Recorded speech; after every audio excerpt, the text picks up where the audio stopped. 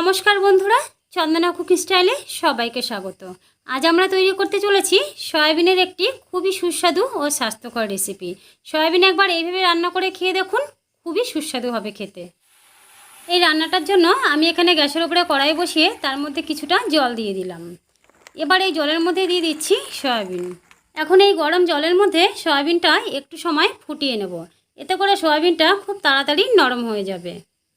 এই রান্নাটার জন্য আমি এখানে 100 গ্রাম সয়াবিন নিয়েছি। কিছুক্ষণ ফুটিয়ে নেওয়ার পরে সয়াবিনটা নরম হয়ে গেছে। এবার তুলে নিয়ে কিছুক্ষণ ঠান্ডা করে নেব। এখন সয়াবিনটা একটু সময় ঠান্ডা হয়ে গেলে হাত দিয়ে এইভাবে চিপে এক্সট্রা জলটা ফেলে দিয়ে তারপর মিক্সিং জারের মধ্যে তুলে নিচ্ছি। এবার এই সয়াবিনটাকে একটু পেস্ট করে নেব। সয়াবিনটা ঠিক এইরকমভাবে পেস্ট করে নিয়েছি। এবার অন্য একটা পাত্রের মধ্যে ঢেলে নিচ্ছি।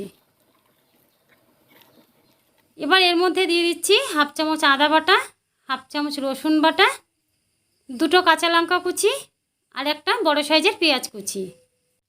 এবার দিচ্ছি হাফ চামচের একটু কম হলুদ গুঁড়ো, পরিমাণ মতো লবণ আর দিয়ে দিচ্ছি 2 চামচ বেসন। এবার সব কিছুকে হাত দিয়ে খুব ভালো করে মেখে নেব।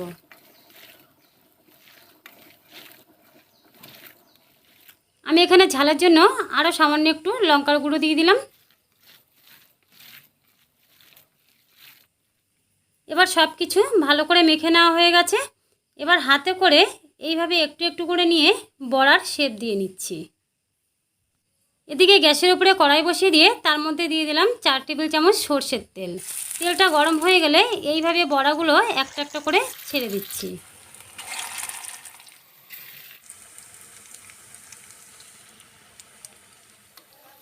এখন এক পিঠ ভাজা হয়ে গেলে উল্টে দিয়ে অপর পিঠও ভেজে নেব। যেহেতু এর মধ্যে 2 চামচ বেসন দিয়েছি, তার জন্য দেখবেন বড়াগুলো খুব সহজেই উল্টে নেওয়া যাবে আর একটুও ভেঙে যাবে না। বন্ধুরা, একঘেয়ে সয়াবিন না রান্না করে একবার এই রকমভাবে রান্না করে দেখুন, খুবই ভালো লাগবে খেতে। এখন বড়াগুলো 2 পিঠেই খুব ভালো করে ভেজে নেওয়া হয়ে গেছে। এবার তুলে নিচ্ছি। এবার কড়াইয়ের মধ্যে যে বাকি তেলটা রয়েছে এর মধ্যে দিয়ে দিচ্ছি হাফ চামচ গোটা জিরে ফোড়ন, একটা তেজপাতা আর দিচ্ছি কিছুটা গোটা গরম মশলা।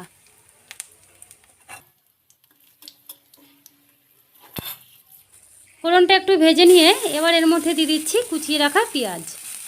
এখানে 2টো মাঝারি সাইজের পেঁয়াজ কুচি দিলাম। এরই সাথে দিয়ে দিচ্ছি একটু কুচনো কাঁচা লঙ্কা। এবার পেঁয়াজটাকে একটু সময় ভেজে নিচ্ছি। পেঁয়াজটা একটু ভেজে নিয়ে দিয়ে দিচ্ছি 1.5 চামচ আদা বাটা আর 1 চামচ রসুন বাটা। এবার পেঁয়াজের সাথে আদা রসুনটাকেও ভেজে নিচ্ছি। এখন পেঁয়াজের সাথে আদা রসুনটাও এরকমভাবে ভেজে নিয়েছি। এবার এর মধ্যে দিয়ে দিচ্ছি একটা টমেটো বাটা। এর সাথে দিয়ে দিচ্ছি 1 চামচ জিরে গুঁড়ো, 1 চামচ ধনে গুঁড়ো, 1 চামচ লঙ্কার গুঁড়ো, 1 চামচ হলুদ গুঁড়ো আর দিয়ে দিচ্ছি পরিমাণ মতো লবণ। এখন সমস্ত মশলাগুলোকে একসাথে ভালো করে কষিয়ে নেব। একটু সময় নিয়ে মশলাটা খুব ভালো করে কষিয়ে নিতে হবে।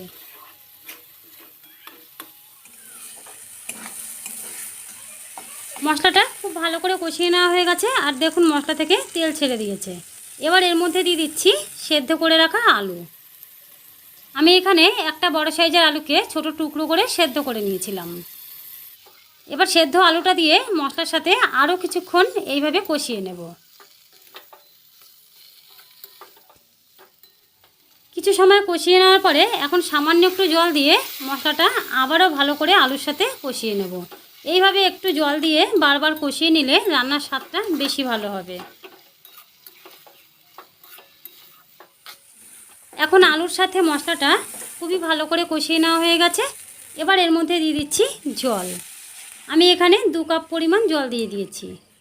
এখন জলের সাথে আলু ও মশলাটাকে খুব ভালো করে এইভাবে নাড়াচাড়া করে মিশিয়ে নিচ্ছি। এইভাবে কিছুক্ষণ রান্না করার পরে এখন দেখুন ঝোলটা অনেকটাই ঘন হয়ে এসেছে। এই সময় দিয়ে দিচ্ছি ভেজে রাখা সয়াবিনের বড়াগুলো।